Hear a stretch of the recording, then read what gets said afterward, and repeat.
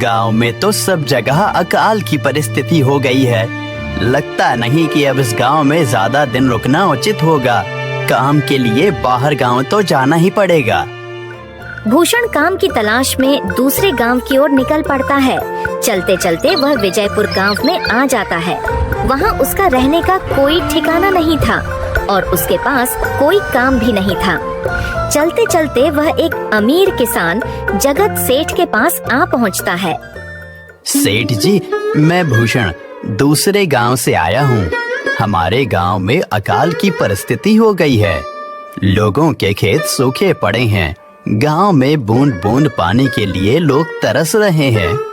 अगर मुझे आपके पास कुछ काम मिल जाएगा तो बहुत कृपा होगी बड़े भाई। अरे रे, लगता है तुम्हारी हालत बहुत खस्ता हो गई है। ठीक है, वैसे मेरे पास एक काम तो है, पर लगता नहीं कि तुम वो कर पाओगे। सेठ जी, आप चिंता ना करें। मुझे आप कोई भी काम दे सकते हैं। मैं वो काम पूरी मेहनत और ईमानदारी से करूँगा। अच्छा ठीक है भूषण, तो कान खोल कर सुन लो।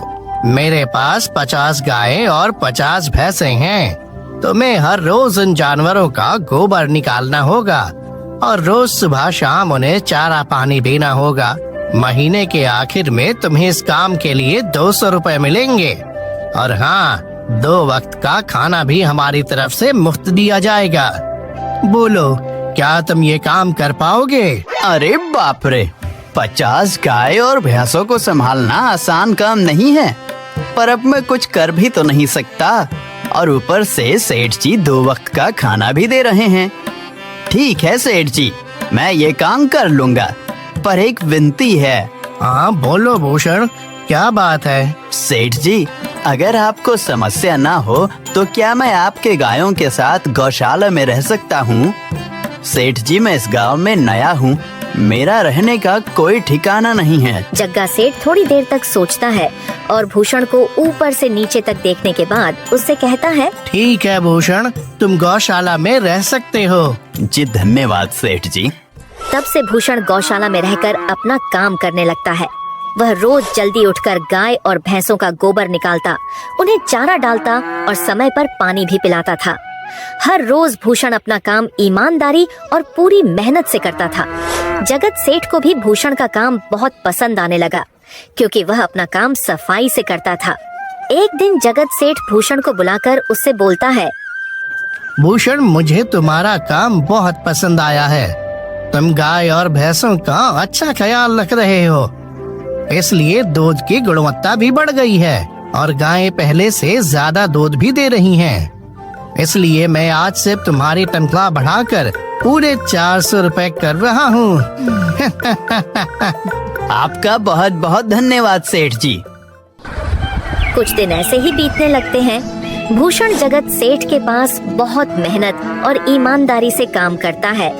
धीरे धीरे भूषण के पास अच्छा खासा रुपया जमा हो जाता है, जिससे वह अपने लिए छोटा सा रहने लायक एक कुटिया बनवा लेता है। उस गौशाला में सोकर तो नाक से गोबर की गंध अभी भी नहीं जा रही। अब आखिरकार मुझे अपने घर में चैन से सोने को तो मिलेगा। तब से भूषण जगत सेठ के पास गौशाला में काम करने आता और 2 वक्त का खाना खाकर अपने घर सोने के लिए चला जाता था। कई साल ऐसे ही बीत जाते हैं। भूषण की मेहनत के कारण उसके पास अच्छा खासा रुपया जमा हो जाता है। एक दिन भूषण जगत सेठ से बोलता है, सेठ जी, आजकल गांव में चोरी की समस्या बहुत बढ़ गई है और मेरे पास कुछ रुपए भी जमा हैं जो मैंने अपने घर में रखे हुए हैं, पर मुझे उन पैसों की चोरी की चिंता हो रही है। आपको तो पता है कि मैं दिन भर आपके पास ही काम करता हूँ और सिर्फ रात में ही घर सोने जाता हूँ, इसलिए मुझे रोज उन पैसों की चोरी की चिंता सताती है। हाँ भूषण, तुम बात तो बिल्कुल सही कह रहे हो। आए दिन गांव में नए नए चोरी के किस्से सामने आ रहे हैं और दिन भर तो तुम्हारा घर खाली ही रहता है, तो चोरी होने की संभावना तो जरूर है। जगत सेठ थोड़ी देर सोचता है और फिर भूषण से कहता है, देखो भूषण, ऐसे समय में तो गांव में एक ही जगह है जहां पर तुम्हारा धन सुरक्षित रह सकता है, और वो है जमींदार का घर। क्या जमींदार का घर? हाँ भूषण, इस गांव के जमींदार बहुत ईमानदार और दयालु हैं। ऐसा मैंने कुछ लोगों से सुना है, और उनके घर पर बहुत सारे पहरेदार भी हैं, तो चोरी होने की संभावना बहुत कम है।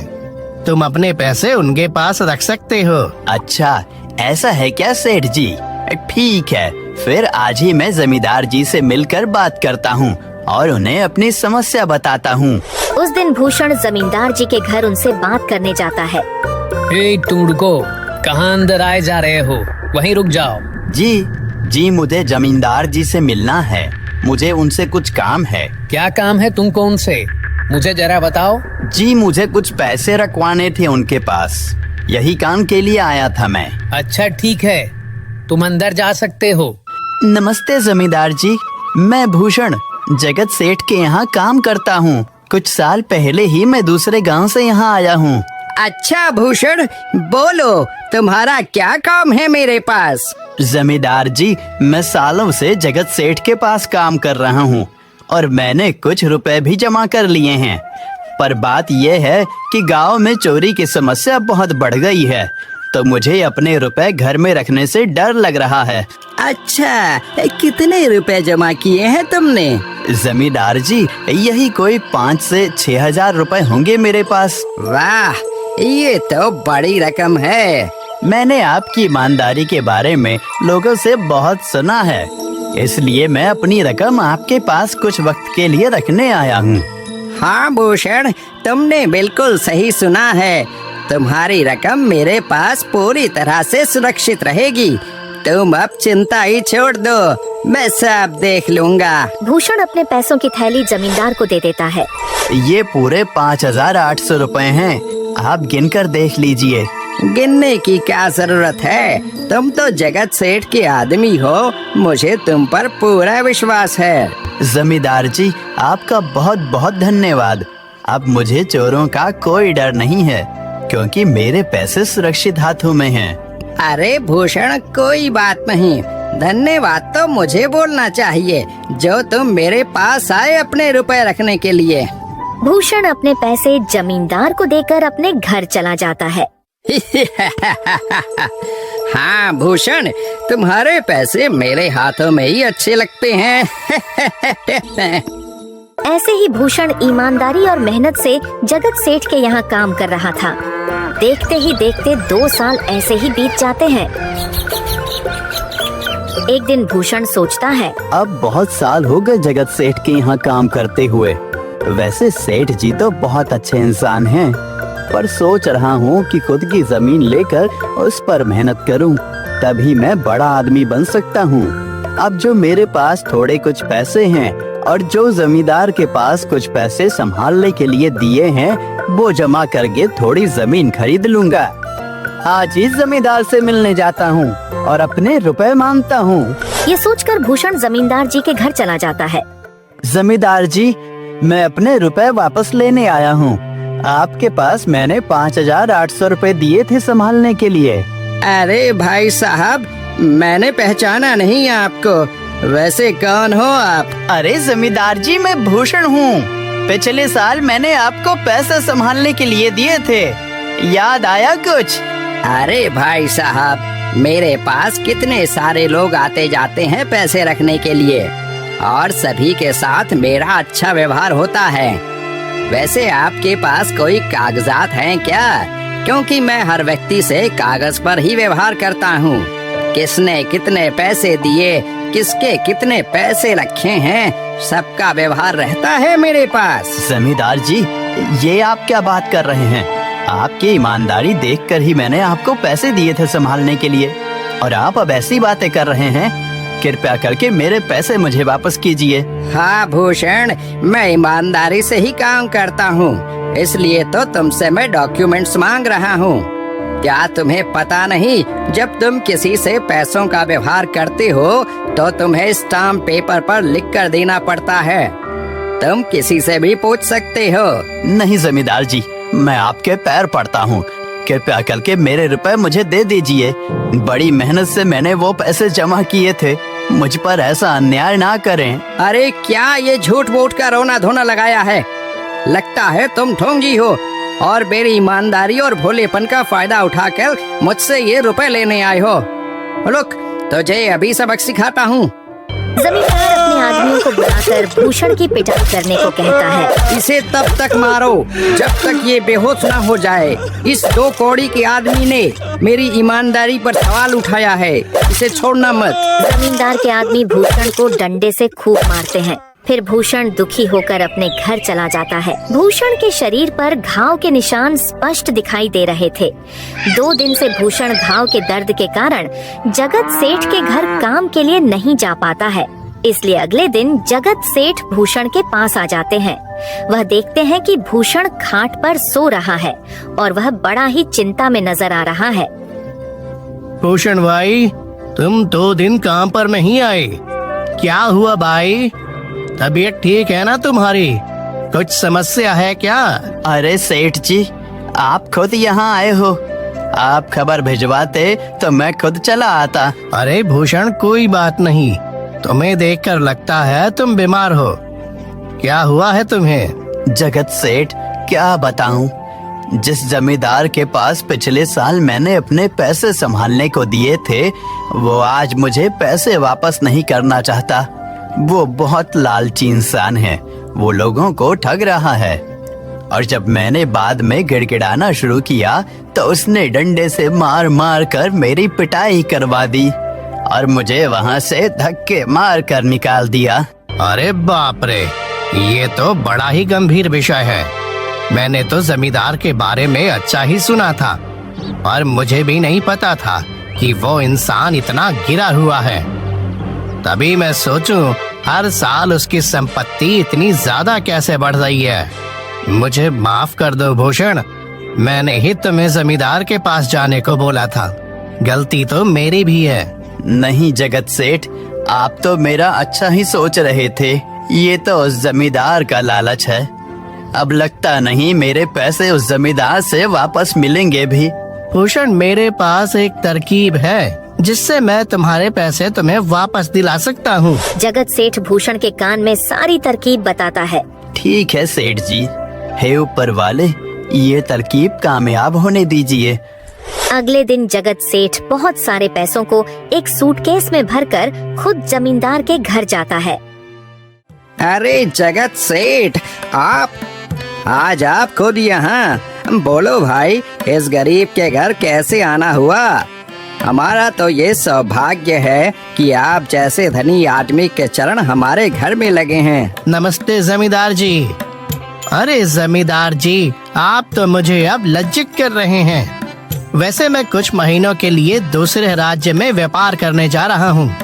मैं ये लगभग 50,000 रुपए लाया हूँ। मुझे डर है कि कहीं ये चोरी ना हो जाए। क्या आप मेरे सारे पैसे अपने पास संभाल कर रख सकते हैं? आपके सिवाय इस गांव में और किसी पर भरोसा नहीं कर सकता। अरे जगत सेठ, ये भी कोई पूछने की बात है? मेरे पास आपके पैसे बिल्कुल सुरक्षित रहेंगे। आप निश्चित होकर व्यापार करने जा सकते हैं। इस बार तो बड़ी मछली हाथ लगी है। बार बार ऐसा मौका नहीं मिलता। भारी माल हाथ में लगने वाला है। तभी वहाँ पर भूषण आ जाता है। अरे भूषण, तुम? अच्छा हुआ तुम आ गए। मैं तुम्हारे पास ही आने वाला था। मुझे माफ करना, उस दिन तुम्हें पहचान नहीं पाया। इतने सारे लोग मेरे पास आते हैं तो जरा परेशानी होती है, पर मैं अपनी बातों का बड़ा पक्का हूँ। हाँ रुको, मैं तुम्हारे सारे पैसे अभी देता हूँ। जमींदार भूषण के सारे पैसे उसे लौटा देता है। माफ करना भूषण, मेरे आदमियों ने तुम्हारे साथ उस दिन बदतमीजी की। मैं आज ही उनको काम से निकालता हूँ। भूषण बिना कुछ बोले वहाँ से चला जाता है।